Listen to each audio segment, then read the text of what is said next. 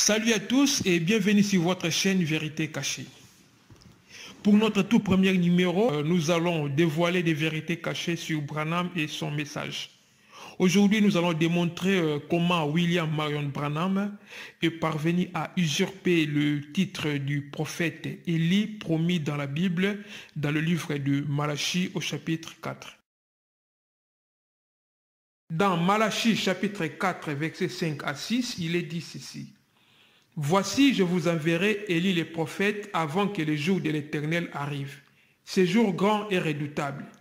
Il ramènera le cœur des pères à leurs enfants et le cœur des enfants à leurs pères, de peur que je ne vienne frapper les pays d'interdit. » Branham a toujours considéré son ministère comme étant l'accomplissement de Malachie chapitre 4, versets 5 à 6.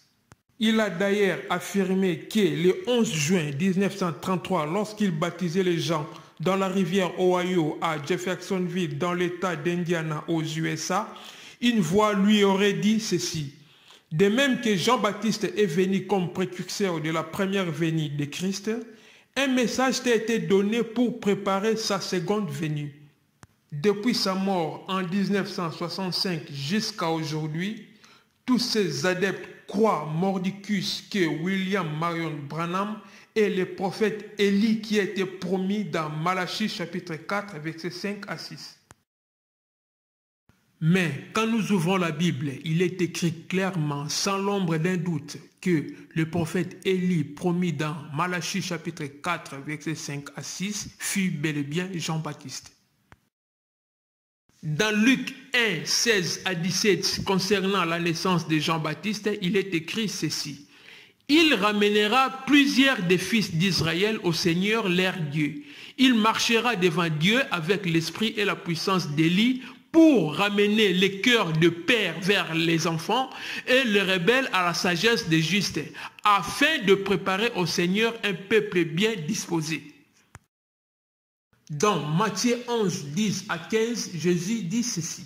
« Car c'est celui dont il est écrit, « Voici j'envoie mon messager devant ta face pour préparer ton chemin devant toi. Je vous le dis en vérité, parmi ceux qui sont nés de femmes, il n'en a point paru de plus grand que Jean-Baptiste. Cependant, le plus petit dans le royaume des cieux est plus grand que lui. Depuis le temps de Jean-Baptiste jusqu'à présent, le royaume des cieux est forcé et ce sont les violents qui s'en emparent. Car tous les prophètes et la loi ont prophétisé jusqu'à Jean. Et si vous voulez le comprendre, c'est lui qui est Élie qui devait venir. Que celui qui a des oreilles pour entendre, entende. » Et enfin, dans Matthieu chapitre 17, versets 10 à 13, il est écrit ceci. Les disciples lui firent cette question. Pourquoi donc les scribes disent-ils qu'Élie doit venir premièrement? Il répondit, il est vrai qu'Élie doit venir et rétablir toutes choses. Mais je vous dis qu'Élie est déjà venu, qu'ils ne l'ont pas reconnu et qu'ils l'ont traité comme ils l'ont voulu. De même, le Fils de l'homme souffrira de leur part. Les disciples comprirent alors qu'il leur parlait de Jean-Baptiste. Posons-nous maintenant la question, pourquoi William Marion Branham s'est-il autoproclamé Élie de Malachie chapitre 4, versets 5 à 6, alors que cette prophétie ne le concernait pas? Pour comprendre ce vol d'identité biblique organisé par William Marion Branham, il faut remonter au 19e siècle.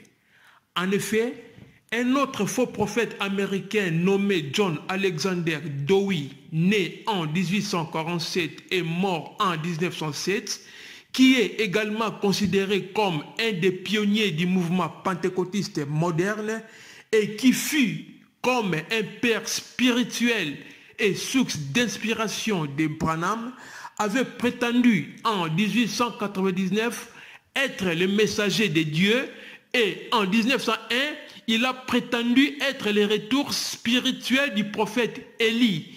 Et c'est lui-même appelé Élie le restaurateur, le prophète Élie ou encore le troisième Élie.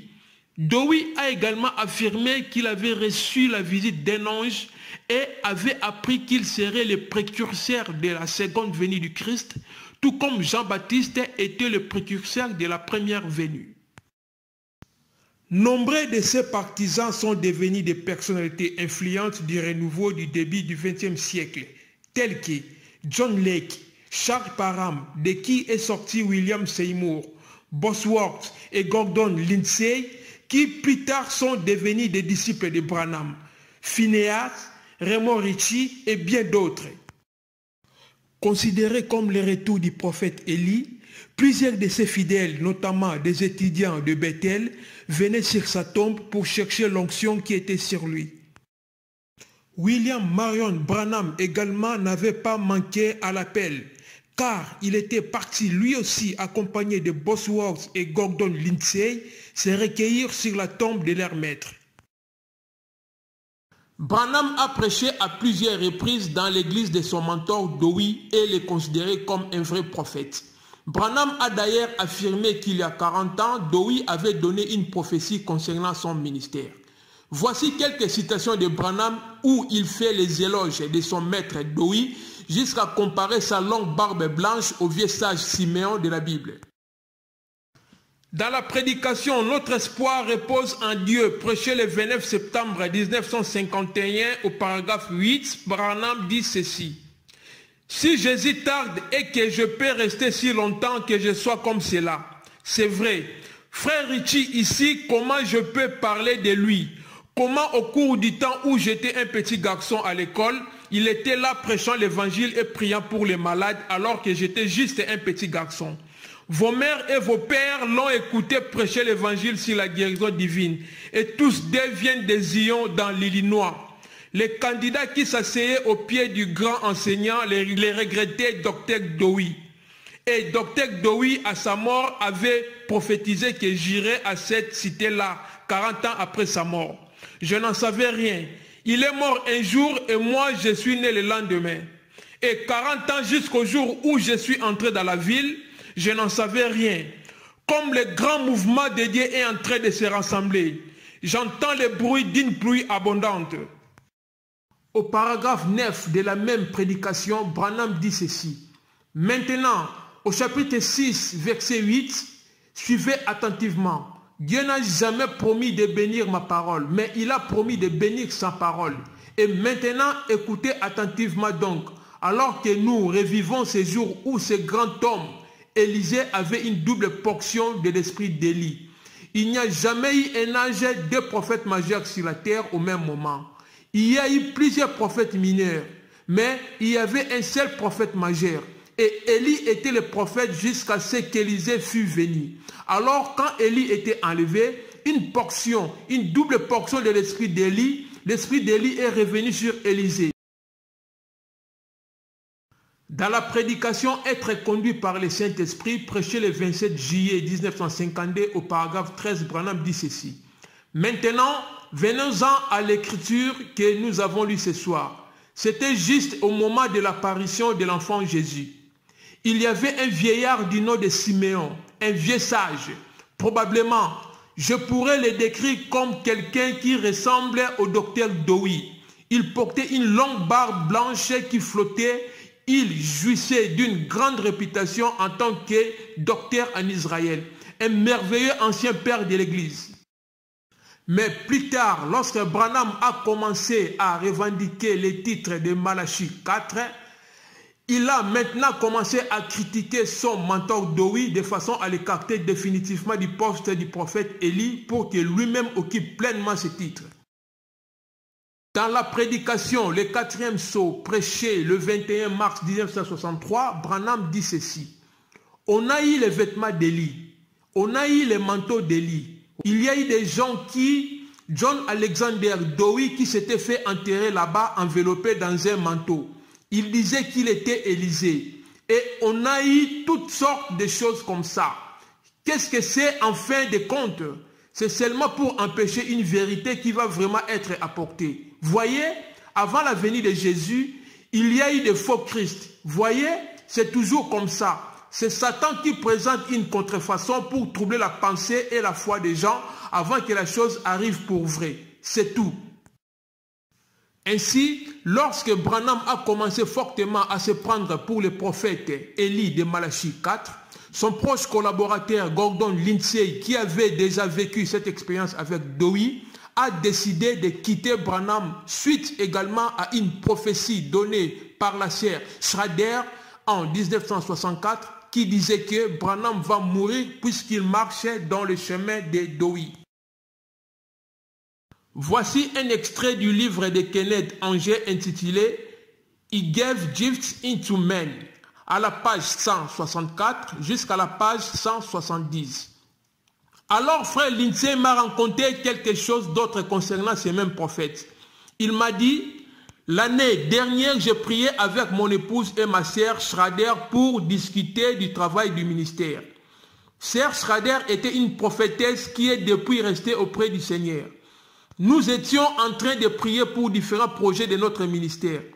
Au beau milieu de la prière, sœur Schrader a lancé « Va prévenir frère Branham, il va mourir ». Frère Lindsay a dit « J'étais occupé et j'ai laissé ça m'échapper. Et je ne suis pas allé l'avertir comme je le devais. » Puis plus tard, ma femme et moi-même ainsi que sœur Schrader avons de nouveau prié pour des projets de ministère. Encore une fois, sœur Schrader a lancé en plein milieu de la prière. « Va prévenir frère Branham, il va mourir. Il marche dans le chemin de Dowie. » Voici maintenant les propos de Freda Lindsay, publié dans son livre « My Gary Secrets » en 1976, tiré du 7e tirage de l'édition publiée en 1998.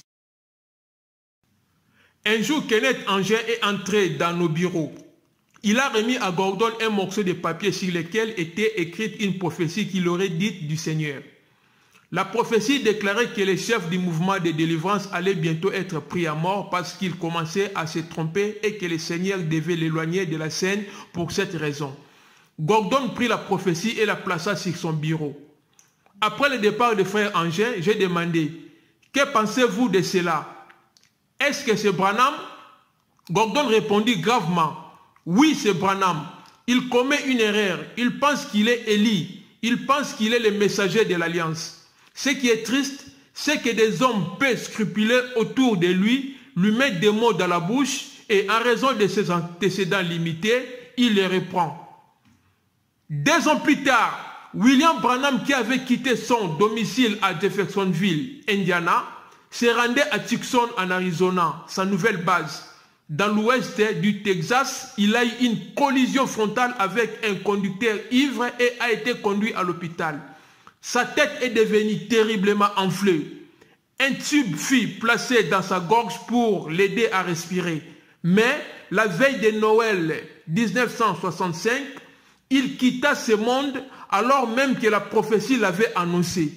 Un formidable ministère qui avait dévié de son parcours.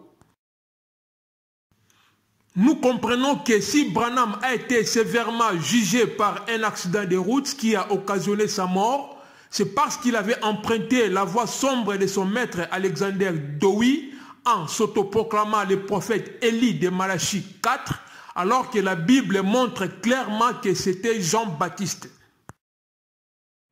D'ailleurs, ce n'est pas le seul titre biblique que Branham a usurpé. Dans nos prochains numéros, nous allons confisquer à Branham plusieurs autres promesses et prophéties bibliques qu'il s'est appropriées ou qu'il a mal interprétées. Donc, restez branchés sur notre chaîne et abonnez-vous massivement pour être automatiquement notifié lors de la mise en ligne de la prochaine vidéo. Et si cette vidéo vous a plu, aimez, likez et partagez massivement. Que Dieu vous bénisse.